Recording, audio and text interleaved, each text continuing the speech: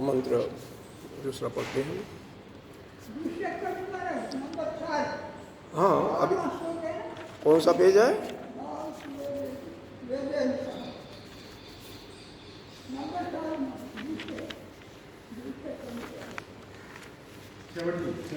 Seventy. ठीक, मंत्र पढ़ लेते हैं। थोड़ा सा इसको बंद कर दो, लाइट को बंद कर दो। हाँ, लाइट बेकार नहीं आ रही है और नहीं तो परेशान कर रहा है। हाँ, उसको पूरा बंद कर दो, लाइट की जरूरत नहीं है। धूप है ना, बंद कर दो उसको। हाँ, बंद कर दो। हाँ बस ठीक है, ठीक है, ठीक है। उसको रख दो, उसको ऊपर की लाइट। हाँ, पूरा बंद करो ना, और बंद करो। हाँ, नाहं अन्येषु वेदेति नो न वेदेति वेद च जो न वेदो तत्वेदो नो न वेदेति वेद च।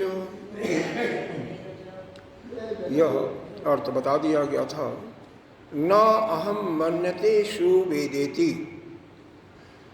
यह मैं नहीं मानता कि मैं अच्छी तरह से जानता हूँ। नो न वेदे इति वेद च, यह भी नहीं है कि मैं जानता नहीं हूँ, जानता भी हूँ। च का अर्थ आप लगा सकते हैं कि और नहीं भी जानता हूँ। जो न वेदो तत्वेदो नो न वेदो इति वेद च, मतलब एक प्रकार से संशययुक्त तो यह मंत्र है। यो न, जो यह कहता है कि मैं जानता हूँ, मैं नहीं जानता हूँ, तत्वेद वह जानता है। नो न वेद, जो यह कहता है कि मैं नहीं जानता हूँ, इति वेद च, वह जानता है। कारण क्या है इसका? कि मन बुद्धि यानी इंद्रियों से उस ब्रह्म को नहीं जाना जा सकता है। और जो कोई भी कहता है कि मैं उसको जानता हूँ, तो इंद्रियों के ही द्वारा वह यह कह रहा है, क्योंकि इंद्रिय मन बुद्धि के अतिरिक्त और कोई उसके पास कारण है ही नहीं। अनुभव की अभी वह युक्ति अनुभव का अभी नहीं हुआ है। तो इसलिए अगर वह कहता है कि मैं जानता हूँ, तो इसका तात्पर्य है कि वह नहीं जानता। और यदि यह कहता मैं नहीं जानता हूँ, तो वह जानता है। क्योंकि यह केवल आगम पुराण यानी वंश परंपरागत गुरु के द्वारा ही यह विद्या संभव है। गुरु के माध्यम से इसको कोई भी शिष्य अपने अंदर ग्रहण कर सकता है और अपना अनुभव आगे बताया जाएगा कि यहाँ पर चार चीज़ें होती हैं। एक तो श्रुति का वाक्य, श्रुति क्या कहती है, आचार का बल, वंश परंपरा का बल। आचार का बल अभी पीछे आपने पढ़ा था कि नमो ब्रह्मादिभ्यो ब्रह्म विद्या संप्रदाय कर्तृभ्यो। तो ब्रह्म विद्या का जो संप्रदाय का बल है, आचार का बल है, उपपत्ति आएगा अभी। उपपत्ति का मतलब होता है जुक्ति क्या है, जुक्ति क्या लगा, और चौथा आएगा अनुभव। यह चारों जब एक हो जाता है तो वह पक्का हो जाता है। जो आचार्य ने पढ़ाया वह आचार्य का बल, क्योंकि आचार्य ने उस ब्रह्म को जान लिया है, गुरु ने ब्रह्म को जान लिया है। जिस संप्रदाय से आचार्य ने शिक्षा ग्रहण किया तो उस ब्रह्म संप्रदाय का बल। तीसरा उपपत्ति, आप ने युक्ति के माध्यम से अनुमान लगा लिया। और चौथा आप ही यानी शिष्य ही स्वयं उसको अनुभव कर रहा है। अनुभव करे, कैसे करेगा? जब उसका मन बाह्य जगत के विषयों से बिल्कुल हट करके अपने अंदर जाएगा और गहन एकांत का गहन जब उसका ध्यान की गहराई पे चला जाता है, तब उसको उसका अनुभव होता है। और जो ध्यान की गहराई में नहीं जा सकता, उसको अनुभव का बल नहीं हो सकता। तो यही होगा कि अगर वह कहता है कि मैं जानता हूँ तो नहीं जानता है, कहता है तो मैं जानता है तो नहीं जानता, या वह विज्ञातम च अविजानितम, जो कहता है जानता है वह नहीं जानता। अभिजानतम, और जो कहता है विज्ञातम मैं जानता हूँ तो और नहीं जानता, अविज्ञातम नहीं जानता तो विजानितम वह जानता है। इसी में वह रह जाएगा। आगे अब इसका जहाँ तक हुआ था उसके आगे अर्थ पढ़ते हैं। 70 के पेज पर मेरे ख्याल से यह हुआ था। हाँ 71 या 70, हाँ 71, ठीक ठीक। किम पुनः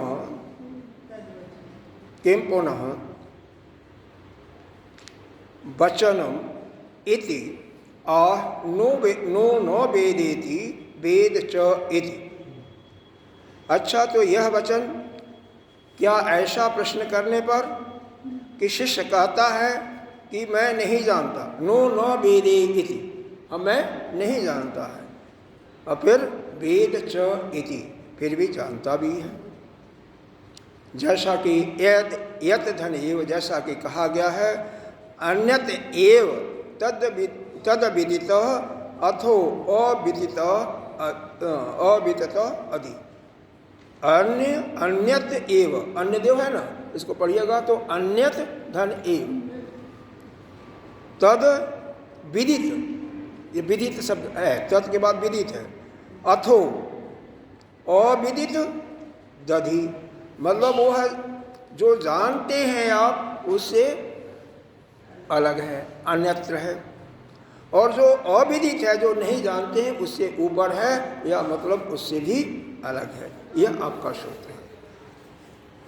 पिछले में एक सूत्र बताया था कि संशय विपर्यो ही, पीछे संशय विपर्यो ही सर्वत्र अनर्थ करतेन एव प्रसिद्धो।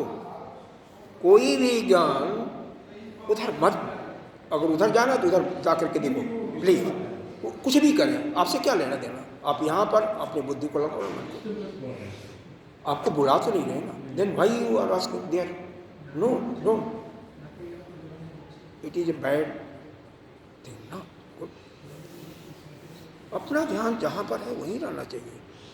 हम बैठे हैं पढ़ने के लिए, ध्यान उधर जा रहा है तो फिर क्या पढ़ेंगे आप। बिल्कुल,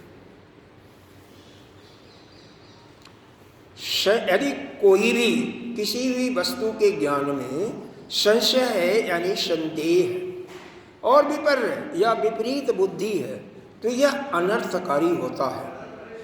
सर्वत्र अनर्थकारित्व एव प्रसिद्धो, यह हमेशा के लिए प्रसिद्ध है। यह समझ में कैसे आ रहा है पंडित जी, ब्रह्मानंद जी? बिल्कुल नहीं देखना, अगर बात करना तो चाहिए बात कर लीजिए, दैट इज गुड, लेकिन अननेसेसरी ध्यान अपना नहीं भटकाना चाहिए। हमें जो करना उसको करना है। कोई हमसे प्रश्न पूछेगा तो उसका जवाब देना, बस।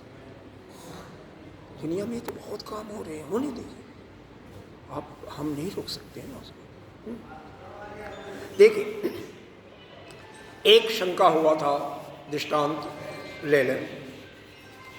माता पार्वती को किस समय, त्रेता युग के अंदर, जब सीता माता का अपहरण हो गया था, उस समय रामचंद्र जी लक्ष्मण सहित जब उनके विरह में पत्नी की अपने खोज कर रहे थे, उसके पहले की भी घटनाएं हुई थी कि जब शिव जी पार्वती जी को ज्ञान दे रहे थे कि राम कौन है, कि आप किनका जाप करते रहते हैं अखंड, तो शिव जी ने यही उत्तर दिया कि राम तो वह पर ब्रह्म है। लेकिन यहाँ पर आकर के, इसके पहले भी चूँकि वहाँ पर उनको ज्ञान नहीं हुआ था, तो अगस्त मुनि के पास ज्ञान प्राप्त करने के लिए शिव जी गए थे, इनको लेकर के पार्वती जी को। चूँकि वहाँ पर जाने पर कोई भी ऋषि है, देव है, उसका यह कर्तव्य है कि कोई अगर श्रेष्ठ पुरुष आता है तो उसकी आवा भगत करना। आपके घर भी कोई आता है तो आवा भगत करते हो, उसकी आरती उतारना, माला इत्यादि देना, फल फूल देना। तो चूंकि भगवान शिव का आरती उतार रहे हैं तो माँ पार्वती उनकी अर्धांगिनी है, तो उनकी भी आरती उतारा। तो पार्वती जी के विषय में पुनः वही शंका हो जाता है कि जो मेरी आरती उतार रहा है वह मेरे को ज्ञान क्या देगा। हमेशा जब तक दृढ़ निष्ठा नहीं होगी किसी की भी, कोई भी हो, शाम को आया था ना, ध्यान है कि आचार में उतनी ही निष्ठा जितना देव में है। अगर वह निष्ठा नहीं है तो ज्ञान कभी परिपक्व हो ही नहीं सकता है। यहां भी वही बात कही जा रही है। मेन मुख्य चीज तो उसको अपने अंदर धारण करो तो ज्ञान तो अपने आप ही आ जाएगा। जहां भी शंका हुआ, किसी को हुआ, तो जिसकी शंका कर रहे हैं ना उसका तो कुछ नहीं होता, उसका आप कुछ नहीं बिगाड़ सकते हो, चाहे वह गुरु हो, आचार्य हो।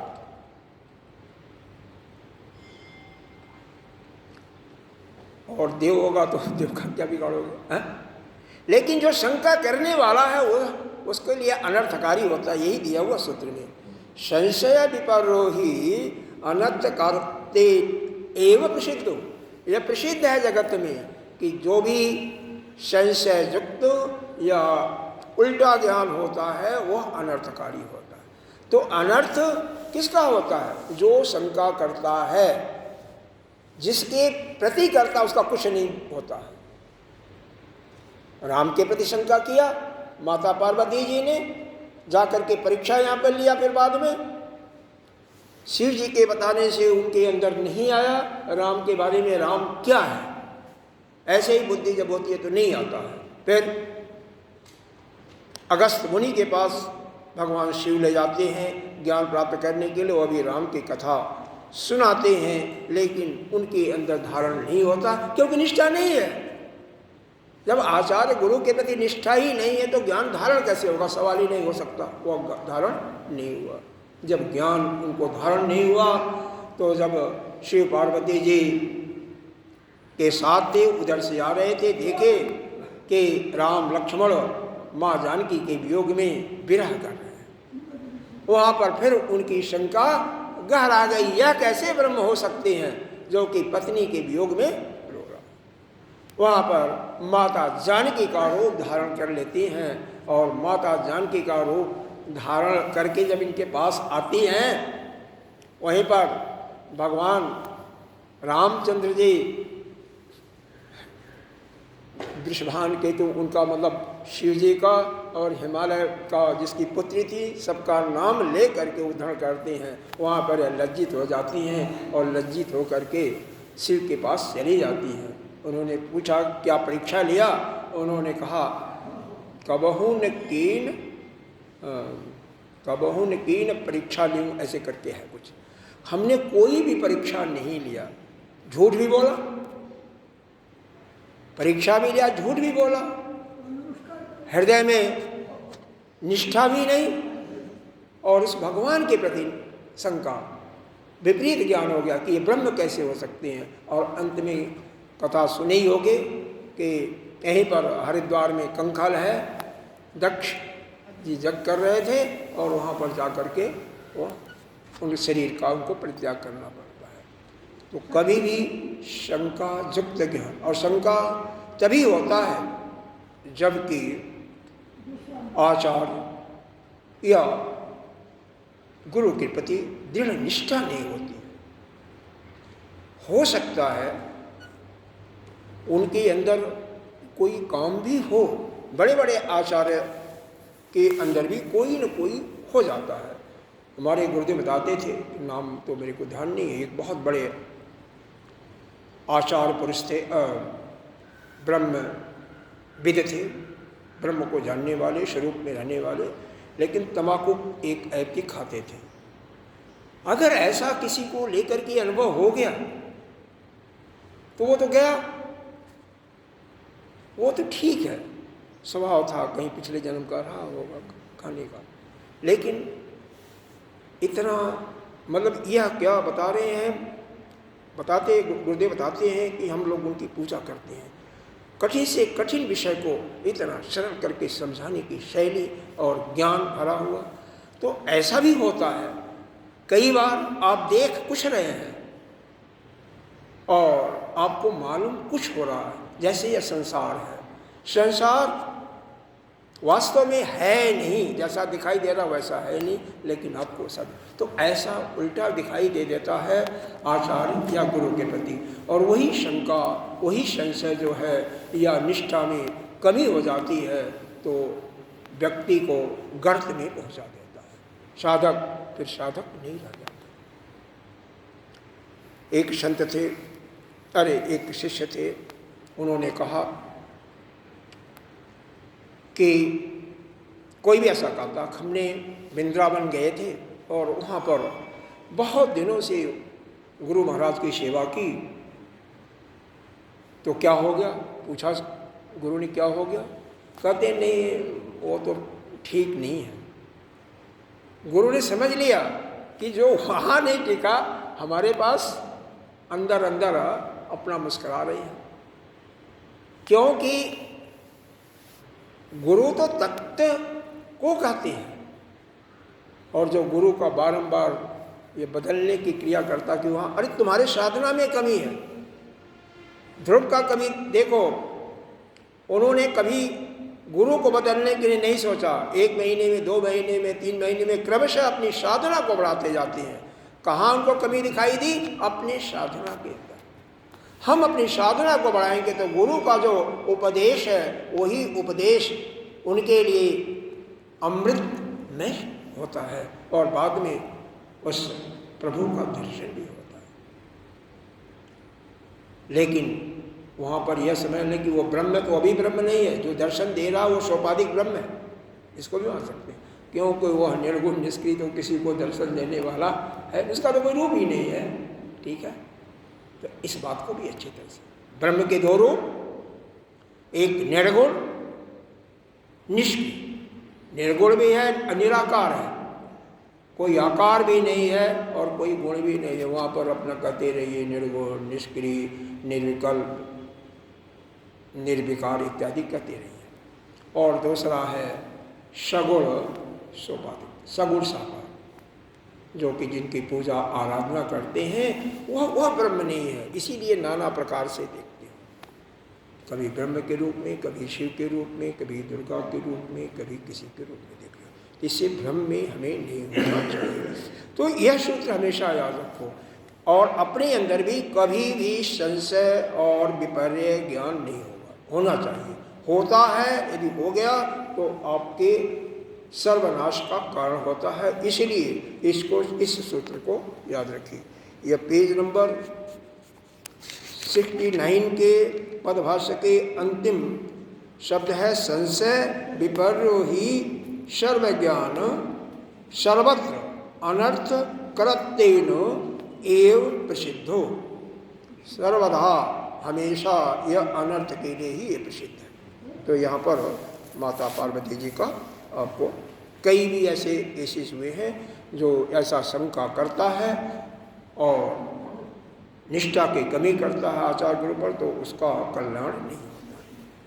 इसके बाद यह तो आपको 4 प्रकार के बल दे दिया गया, क्योंकि शिष्य जो बताया है गुरु को अपने 4 प्रकार के अनुभव के द्वारा, शिष्य आचार्य ने जो उसको शिक्षा दिया था, एक उसका बल था कि जैसे आचार्य ने बताया था वैसे हमने ग्रहण किया था। आचार्य ने ही बताया था कि विज्ञातम अविजानीतम, जो जानता है वह नहीं जानता है, और दूसरा अविज्ञातम, जो नहीं जानता है विजानीतम। ठीक है ना? तो इसको उसने अपने अंदर बैठा लिया। दूसरा, इसके अतिरिक्त उसके पास अपने गुरु परंपरा के संप्रदाय का बल था कि गुरु ने संप्रदाय से युक्त होकर के इन्होंने ज्ञान दिया था। तीसरा उपपत्ति आया हुआ, देखिए ये भी 69 पेज में आया हुआ, उपपत्ति अनुभव। यह 2, 2, 4, 2 से 7वीं लाइन में है, 7वीं लाइन में है। एक तो आचार का, आगम पुराण का बल था, आगम प्रमाण का, और संप्रदाय का बल था, उपपत्ति यानी जुक्ति, और तीसरा अनुभव बल, अनुभव का बल था, क्योंकि उसने ध्यान के माध्यम से अपने शरीर के अंदर ही, अपने अंदर ही अनुभव कर लिया था। और चारों एक हो गया तो पक्का ही है भाई। जो यहाँ से बताया जा रहा है, यहाँ से जो बताया जा रहा है, और यह भी आपको यदि मालूम है कि यह संप्रदाय के बल से युक्त है तो वो भी हो गया। आपने उसको जुक्ति करके यानी अनुमान लगा करके भी अपने अंदर बैठा लिया, और अपने चित्त को संसार की वस्तुओं से हटा करके अपने अंदर प्रवेश करते हुए ध्यान की गहराई में जा करके वहाँ भी आपने अनुभव कर लिया। तो फिर कोई भी जरा सा संशय विपर्य की बात नहीं रही। तो इस प्रकार से चारों जब एक हो जाते हैं तो पक्का होता है।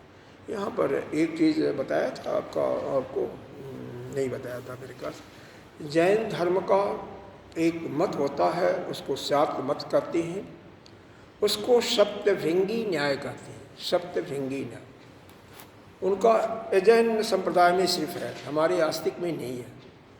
जैन संप्रदाय नास्तिक धर्म के अंतर्गत माना जाता है, क्योंकि वेद को नहीं मानते हैं। जो वेद को नहीं मानता उसको नास्तिक हम कहते हैं। तो वहाँ पर यह आता है सप्तभृंगी न्याय। वो कहते हैं कि कोई चीज़ क्या है, इसको सीधा मत कहिए कि यह है, कहिए कि यह हो सकता है। जैसे एक फूल ले लीजिए, यह फूल ले लीजिए, तो यह कहा जाए कि यह फूल हो सकता है, नहीं भी हो सकता है। हो सकता है प्लास्टिक का, देखो हो सकता है, क्योंकि फूल प्लास्टिक का भी होता है और वास्तव में भी होता है प्रकृति का।